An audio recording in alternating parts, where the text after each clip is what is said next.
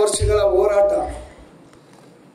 ಆ ಹೋರಾಟ ಆಂಧ್ರ ಪ್ರದೇಶದಲ್ಲಿ 2000 ಇಸ್ವಿಯಲ್ಲಿ ಒಳ ಮೀಸಲಾತಿಯನ್ನ ಅಲ್ಲಿನ ಸರ್ಕಾರ ಜಾರಿಗೆ ತಂತು.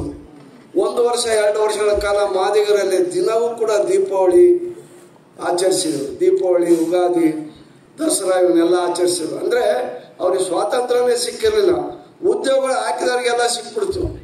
ಹೀಗಾಗಿ ಅಲ್ಲಿ ದಿನನಿತ್ಯವೂ ಕೂಡ ಅವರಿಗೆ ಯುಗಾದಿ, ದೀಪಾವಳಿ ರೀತಿಯಲ್ಲಿ ಆಯಿತು. ಅಷ್ಟೊಂದು ಸಂತೋಷಪಟ್ಟರು. ಆದರೆ ಅದನ್ನು ಹೈಕೋರ್ಟಿಗೆ ಹೋದರು. ಹೈಕೋರ್ಟು ಈ ಮಾಡಿದ್ದು ಸರಿ ಅಂತ ಎತ್ತಿಡಿದ್ರು. ಮತ್ತೆ ಅವರು ಸುಪ್ರೀಂ ಕೋರ್ಟ್ಗೆ ಹೋದರು. ಸುಪ್ರೀಂ ಕೋರ್ಟ್ನಲ್ಲಿ ಇಲ್ಲ, ಇದು ಮಾಡಿದ್ದು ಸರಿಯಲ್ಲ, ರಾಜ್ಯ ಸರ್ಕಾರಕ್ಕೆ ಅಧಿಕಾರ ಇಲ್ಲ, ಇದು ಸಂವಿಧಾನಾತ್ಮಕ ಆದಂಥ ವಿಷಯ, ಸಂವಿಧಾನದ ಆರ್ಟಿಕಲ್ 41ಗೆ ತಿದ್ದುಪಡಿ ತಂದು ಇದು ಮಾಡಬೇಕಾಗಿತ್ತು ಅಂತಕ್ಕಂಥ ಅಭಿಪ್ರಾಯವನ್ನ ಸಂತೋಷ್ ಹೆಗಡೆ ಅವರ ಪೀಠ, 5 ಜನ ಪೀಠ ವ್ಯಕ್ತಪಡಿಸಿದರು. ನಂತರ ಬಂದಂತ ಮಾತಾಡಬಾರದು,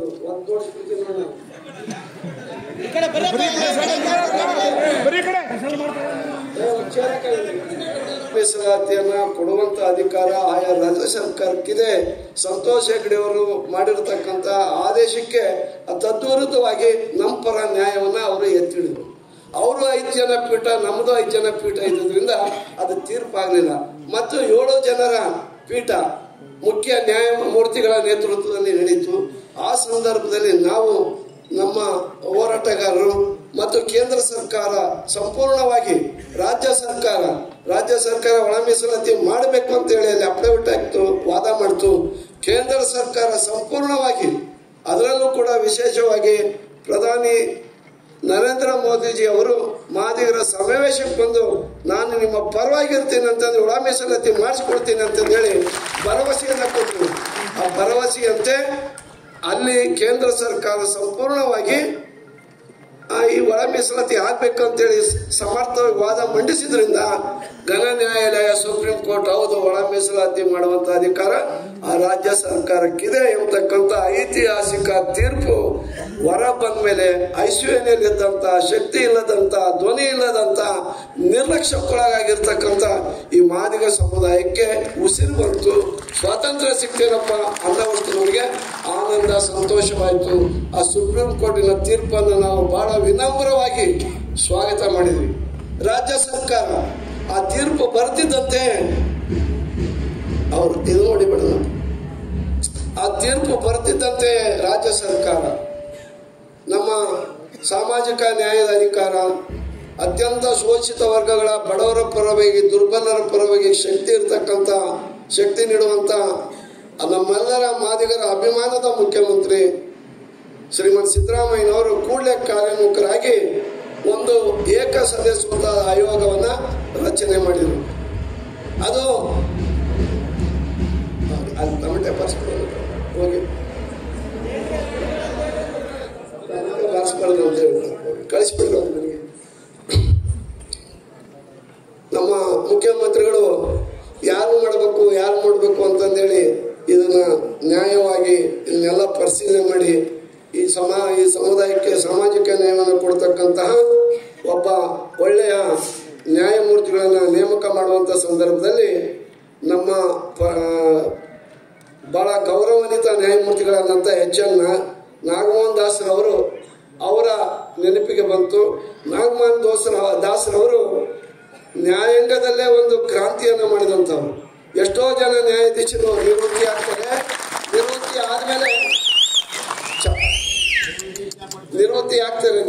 ಆದ್ಮೇಲೆ ಅವ್ರ ಪುಸ್ತಕವನ್ನು ಅದು ಇದು ಓದ್ಕೊಂಡು ಇದ್ಬಿಡ್ತಾರೆ. ಆದ್ರೆ ಇವರು ಹಾಗಾಗ್ಲಿಲ್ಲ. ಯಾವ ವರ್ಗದಲ್ಲಿ ಇವತ್ತು ಜನ ಸಮುದಾಯದವರಿದ್ದಾರೆ, ಆ ಸಮುದಾಯಕ್ಕೆ ಒಂದು ಶಕ್ತಿಯಾಗಿ ನಾನು ಇರಬೇಕು. ಬಾಬಾ ಸಾಹೇಬ್ ಅಂಬೇಡ್ಕರ್ ಅವರು ಬರೆದಂತ ಸಂವಿಧಾನ ಓದಿ ಅಂತಕ್ಕಂಥ ಒಂದು ಬುಕ್ಕನ್ನು ತಂದು ಇಡೀ ನಮ್ಮ ಕೆಳ ಸಮುದಾಯದಲ್ಲಿ ಜಾಗೃತಿಯನ್ನು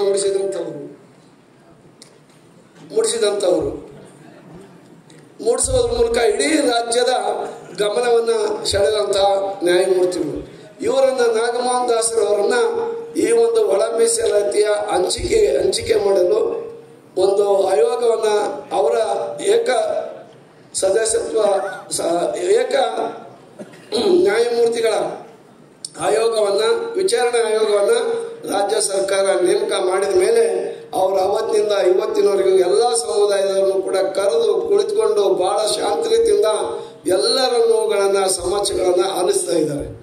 ಇವತ್ತು ನಾವು ಕೂಡ ಅಲ್ಲಿ ಹೋಗಿದ್ವಿ. ನಾವು ಅವರಲ್ಲಿ ವಿನಂತಿ ಮಾಡಿದ್ವಿ, ಸರ್ ನಮ್ದೇನೋ ಒಂದು ಪ್ರಾರ್ಥನೆ ಇದೆ, 30ನೇ ತಾರೀಕು ಮುಗಿದೋಗಿದೆ, ನೀವು ನಿಮ್ಮ ಹಾಲಿನಲ್ಲಿ 20-30 ಜನ ಮಾತ್ರ ಬರ್ತಾರೆ.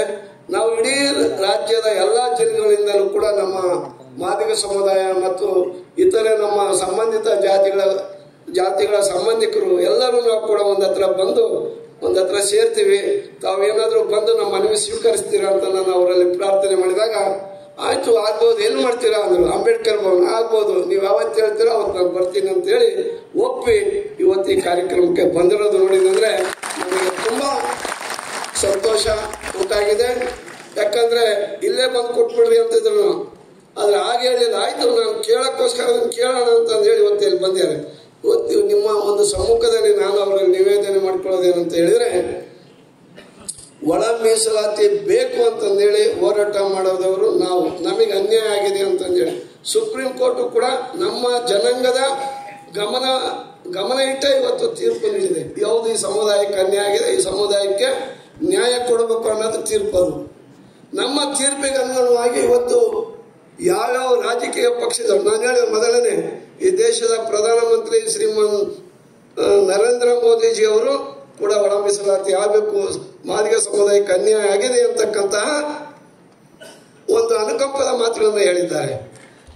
ಮತ್ತು ಈ ದೇಶದ ಮತ್ತೊಬ್ಬ ಪ್ರಧಾನಿ ದೇವೇಗೌಡರವರು ಕೂಡ ಹೌದು ಈ ಸಮಾಜಕ್ಕೆ ಅನ್ಯಾಯ ಆಗ್ತಿದೆ, ಒಳ ಮೀಸಲಾತಿ ಕಲ್ಪಿಸಿಕೊಡ್ಬೇಕು ಅಂತೇಳಿ ಅವರು ಕೂಡ ಇವತ್ತು ನಮ್ಮ ಪರವಾದ ನಿಲುವನ್ನು ಹೊಂದಿದ್ದಾರೆ. ಈಗ ನಮ್ಮ ಮುಖ್ಯಮಂತ್ರಿಗಳು, ಸಾಮಾಜಿಕ ನ್ಯಾಯದ ಅಧಿಕಾರದ ನಮ್ಮ ಮುಖ್ಯಮಂತ್ರಿ ಸಿದ್ದರಾಮಯ್ಯನವರು ಕೂಡ ಅದೇ ಒಂದು ನಿಲುವನ್ನು ಹೊಂದಿದವರಾಗಿದ್ದಾರೆ. ಮತ್ತು ಮಾಜಿ ಮುಖ್ಯಮಂತ್ರಿಗಳು ಕೇಂದ್ರದ ಸಚಿವರಾದಂತಹ ಕುಮಾರಸ್ವಾಮಿ ಅವರು ಕೂಡ ನಮ್ಮ ಪರವಾಗಿ ಒಲವನ್ನು ವ್ಯಕ್ತಪಡಿಸಿ ಸಹಾಯವನ್ನು ಮಾಡಿದ್ದಾರೆ. ಮೇಲಾಗಿ ಮತ್ತು ಮಾಜಿ ಮುಖ್ಯಮಂತ್ರಿಗಳು ಬಹು ವರ್ಷಗಳ ಕಾಲ ಮುಖ್ಯಮಂತ್ರಿ ಆಗಿದ್ದಂತಹ ಶ್ರೀಮಾನ್ ಯಡಿಯೂರಪ್ಪನವರು ಕೂಡ ನಮ್ಮ ಸಮುದಾಯಕ್ಕೆ ಒಳ ಮೀಸಲಾತಿ ಕೊಡಬೇಕು, ಹೌದು ಅನ್ಯಾಯ ಆಗಿದೆ ಅಂತೇಳಿ ಅವರು ಕೂಡ ಅದನ್ನು ಎತ್ತಿದ್ದಾರೆ. ಮತ್ತು ಇನ್ನೊಂದು ಹೆಜ್ಜೆ ಮುಂದೆ ಹೋಗಿ ಮಾಜಿ ಮುಖ್ಯಮಂತ್ರಿಗಳಾದಂತಹ ಶ್ರೀಮಾನ್ ಬೊಮ್ಮಾಯಿ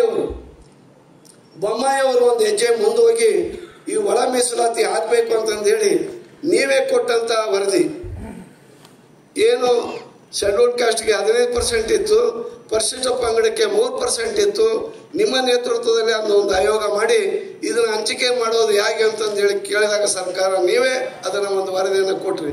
ನಿಮ್ಮ ವರದಿಯನ್ನ ಅವತ್ತು ಬಸವರಾಜ ಬೊಮ್ಮಾಯಿ ಅವರು ಅಂಗೀಕರಿಸಿ 3-7% ಎಸ್ಟಿಗಳಿಗೆ, 15-17% ಎಷ್ಟು ಪರಿಶಿಷ್ಟ ಜಾತಿಯವರಿಗೆ ನಮಗೆ ಅಂತೇಳಿ ಕೊಟ್ಟಿದ್ದೀರಿ. ಅದಕ್ಕನುಗುಣವಾಗಿ ಮಾಧುಸ್ವಾಮಿ ಅವರು ಒಂದು ವರದಿ ಕೊಟ್ಬಿಟ್ಟು ಅವರು ಈ ವರ್ಗಕ್ಕೆ ಎಷ್ಟು ಕೊಡಬಹುದು ಅಂತಂದೇಳಿ ಅವರು ಕೂಡ ಒಂದು ತೀರ್ಮಾನ ಮಾಡಿ ಹೋಗಿದ್ದಾರೆ. ಅದಕ್ಕಿಂತ ಮುಂಚೆ SM ಕೃಷ್ಣರವರು ಬಹಳ ಹೃದಯವಂತರು. ಅವ್ರು SM ಕೃಷ್ಣವರು ಹೌದು ಇದು ಅನ್ಯಾಯ ಆಗಿದೆ ಅಂತೇಳಿ 2005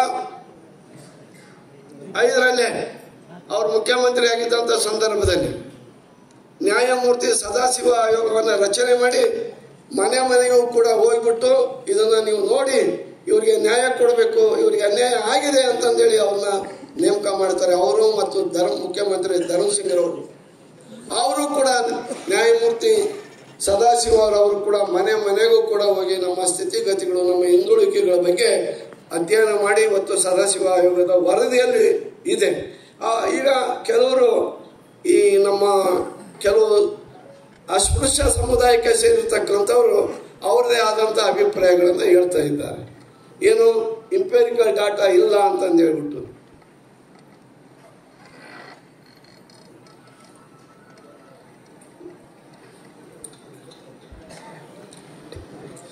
ಇಂಪೆರಿಕಲ್ ಡಾಟಾ ಇಲ್ಲ ಅಂತ ಹೇಳ್ತಾರೆ. ಆ ಇಂಪೆರಿಕಲ್ ಡಾಟಾ ಇರೋದೇ ನ್ಯಾಯಮೂರ್ತಿ ಸದಾಶಿವ ಆಯೋಗದ ವರದಿಯಲ್ಲಿ ಮನೆಗೂ ಕೂಡ ಹೋಗಿ ಇವತ್ತು ಹೋಗಿ ಅವರು ಇದನ್ನು ಮಾಡಿದ್ದಾರೆ. ಆ ನ್ಯಾಯಮೂರ್ತಿ ಸದಾಶಿವ ಆಯೋಗದ ವರದಿನ ಜಾರಿ ತರ್ರಿ, ಅನುಷ್ಠಾನ ಮಾಡಿರಿ ಅಂದ್ರೆ ಅದ್ರೆಲ್ಲ ನಾಗರಾವ್ ಇದೆ, ಅದಕ್ಕೋಸ್ಕರ ನೀವು ತರಬೇಡ್ರಿ, ಮತ್ತು ನಮಗೆಲ್ಲ ಕಚ್ಚಿಬಿಟ್ಟಿತ್ತು ಅಂತಕ್ಕಂಥ ಭಯ ಆತಂಕ ಇತರ ಸಮುದಾಯದವರು ಇರಬೇಕು.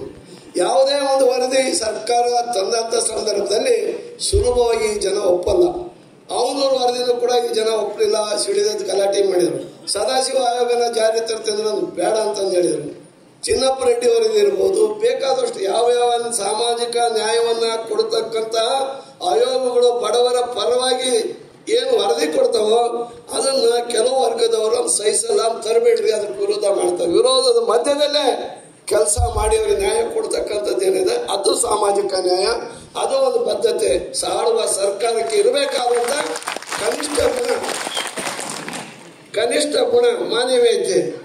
ಹೌದು, ನಾವೇನು ನೇಮಕ ಮಾಡಿದ್ದೇವೆ ವರದಿ, ಅದರಲ್ಲಿ ಏನಿದೆ ಅನ್ನೋದನ್ನ ಬಡವರಿಗೆ ಅವ್ರು ಹೇಳಿರ್ತಕ್ಕಂಥ ವರದಿನ ಜಾರಿ ತರಬೇಕಂತಕ್ಕಂಥದ್ದು ಆಳುವ ಸರ್ಕಾರದ ರಾಜಕೀಯ ಇಚ್ಛಾಶಕ್ತಿ ಇರಬೇಕು. ಆದ್ರೆ ಕೆಲವು ಸಂದರ್ಭದಲ್ಲಿ ಇಚ್ಛಾಶಕ್ತಿಯ ಕೊರತೆಯಿಂದ ಈ ರೀತಿಯ ಅನಾಹುತ ಆಗ್ತಾ ಇರುತ್ತೆ. ಸದ್ಯ ನಮಗೆ ಸುಪ್ರೀಂ ಕೋರ್ಟ್ ಏನಾದ್ರೂ ಇದು ಕೊಡದೆ ಹೋಗಿದ್ರೆ ನಾವು ಸತ್ತೇ ಹೋಗ್ತಿದ್ವಿ, ಅಸ್ತಿತ್ವನೇ ಇರ್ತಿರ್ಲಿಲ್ಲ. ಯಾವ ರಾಜಕಾರಣಿಗಳು ಪಕ್ಷಗಳು ಕೂಡ ಬರೀ ಮೊಸಳೆ ಕಣ್ಣೀರು ಒರೆಸ್ತಾ ಇದ್ರ ಹೊರತು ಜೋರಾಗಿ ಗಟ್ಟಿ ಧ್ವನಿಯಲ್ಲಿ ನಮ್ಮ ರಕ್ಷಣೆಗೆ ಬರ್ತಾ ಇರಲಿಲ್ಲ. ಆದರೆ ಸುಪ್ರೀಂ ಕೋರ್ಟ್ ಏನಿದೆ, ಇವತ್ತು ಕೋರ್ಟ್ಗಳು ಇದಾವೆ ನಮಗೆ ಅನ್ನೋಕ್ಕೆ, ನ್ಯಾಯ ಇದೆ ಅನ್ನೋದಕ್ಕೆ, ನೊಂದವರ ಪರವಾಗಿ ಅವ್ರ ಕಣ್ಣೀರು ಒರೆಸುವಂತ, ಶಕ್ತಿಹೀನರಿಗೆ ಶಕ್ತಿ ಕೊಡುವಂತ, ಅನ್ಯಾಯ ಆಗಿದ್ರೆ ಸಂವಿಧಾನಾತ್ಮಕವಾಗಿ ಅವ್ರಿಗೆ ಅನ್ಯಾಯ ಆಗಿದ್ದೆ ಅಂದ್ರೆ ಸರಿಪಡಿಸುವಂತ ಅಧಿಕಾರ ಇರೋದು ನ್ಯಾಯಾಲಯಕ್ಕೆ. ಇವತ್ತು ನ್ಯಾಯಾಲಯ ಅಂತ ಕೆಲಸ ಮಾಡಿದರೆ ಅಂತ ಒಬ್ಬ ನ್ಯಾಯಾಂಗದಲ್ಲಿ ಹೈಕೋರ್ಟ್ನಲ್ಲಿ ಅತ್ಯುತ್ತಮವಾದಂಥ ಕಾರ್ಯವನ್ನು ನಿರ್ವಹಿಸಿದಂಥ ನಮ್ಮ ಗೌರವಾನ್ವಿತ ನಾಗಮೋಹನ್ ದಾಸರವರು ಇವತ್ತು ಅಂಥದ್ದೊಂದು ಜವಾಬ್ದಾರಿ ಅವರ ಮೇಲಿದೆ. ಅದರಿಂದ ನಮಗೆ ವಿಶ್ವಾಸ ಇದೆ. ಏನು ನೊಂದವರು ಏನು ನಮಗೆ ನ್ಯಾಯ ಅನ್ನೋದೇನಿದೆಯಲ್ಲ ಮೇಲೇನೆ ಗೊತ್ತಾಗ್ತಾ ಇದೆ. ಸರ್ಕಾರಗಳು ಹೇಳಿದ್ದು, ಎಲ್ಲ ಪಕ್ಷಗಳು ಹೇಳಿದ್ದು ಮತ್ತು ಸುಪ್ರೀಂ ಕೋರ್ಟ್ ತೀರ್ಪು ಎಲ್ಲವೂ ಕೂಡ ಅನ್ಯಾಯಕ್ಕೊಳಗಾಗಿರೋ ಸಮುದಾಯಕ್ಕೆ ನ್ಯಾಯ ಕೊಡಬೇಕು ಅನ್ನೋದು. ಅದರಲ್ಲಿ ನಾವು ನಿಮ್ಮಲ್ಲಿ ವಿನಂತಿ ಮಾಡೋದು ಇಷ್ಟೇ, ರಾಜ್ಯ ಸರ್ಕಾರದಲ್ಲಿ ಎಷ್ಟು ಜನ ಅಧಿಕಾರಿಗಳು ಒಟ್ಟಾರೆ ಇದ್ದಾರೆ, IAS ಇರ್ಬೋದು, IPS ಇರ್ಬೋದು, ಡಾಕ್ಟರ್ ಇರ್ಬೋದು, SP ಇರ್ಬೋದು, DC ಇರ್ಬೋದು, IFS ಅಧಿಕಾರಿಗಳದ್ದು, ಜವಾನ್ ಇರ್ಬೋದು, ದಿವಾನ್ ಇರ್ಬೋದು, ಎಲ್ಲ ಸರ್ಕಾರಿ ನೌಕರರು ಒಟ್ಟು ಎಷ್ಟು ಜನ ಇದ್ದಾರೆ. ಅದರಲ್ಲಿ ಯಾವ್ಯಾವ ಜಾತಿಗೆ ಸೇರಿದವರಿದ್ದಾರೆ. ಮತ್ತು ಇನ್ನೊಂದು ಕನ್ಫ್ಯೂಸು, ಮಾದಿಗರು ಆದಿ ಕರ್ನಾಟಕ, ಛಲವಾದಿಗಳು ಆದಿ ಕರ್ನಾಟಕ ಅಂತಂದೇಳಿ ಬರ್ಸ್ಕೊಳ್ತಾ ಇದ್ದಾರೆ. ಅದು ಮೊದಲಿನಿಂದಲೂ ಬಂದಿದೆ. ಅದಕ್ಕೆ ಪರ್ಯಾಯವಾಗಿ ನಮ್ಮ ಸದಾಶಿವ ಅವರು ಅದಕ್ಕೆ ಉತ್ತರ ಕೊಟ್ಟಿದ್ದಾರೆ. ಅದರಿಂದ ನಾನು ತಮ್ಮಲ್ಲಿ ನಾನು ಪ್ರಾರ್ಥನೆ ಮಾಡೋದೇನಂತಂದ್ರೆ, ಅದು ಏನಿದೆಯಲ್ಲ ಅದನ್ನ ಈಗ ಅವ್ರೇನು ಡಿಕ್ಲೇರೇಷನ್ ಮಾಡ್ಬೇಕು. ಇವಾಗ ನಿಮ್ಮ ಆಯೋಗಕ್ಕೆ ಅವರು ಹೇಳ್ಬೇಕು, ಬಸವರಾಜ್ ಮಾಲಗತ್ತಿ ಅವರಲ್ಲಿ SP ಆಗಿದ್ರು, ಅವ್ರಿಗೊಂದು ನೋಟಿಸ್ ಹೋಗುತ್ತೆ, ನೀನು ಯಾವ ಜಾತಿ ಸೇರಿದೆ ಅಂತ ಕೊಡಪ್ಪ ಅಂದ್ರೆ ಅವ್ರು ಹೇಳಬೇಕು, ಹೌದು ನಾನು ಮಾಲಗತ್ತಿ ಸಮಗಾರ ಸಮಾಜಕ್ಕೆ ಸೇರಿದವನು ಅಂತ ಹೇಳ್ಬೇಕು. ಭೀಮಪ್ಪ ಗೋನಲ್ಲು ನೀನು ಯಾವ ಜಾತಿ ಸೇರಿದೆ, ಹೌದು ನಾನು ಮಾದಿಗ ಸಮುದಾಯಕ್ಕೆ ಸೇರಿದವನು ಅನ್ಬೇಕು.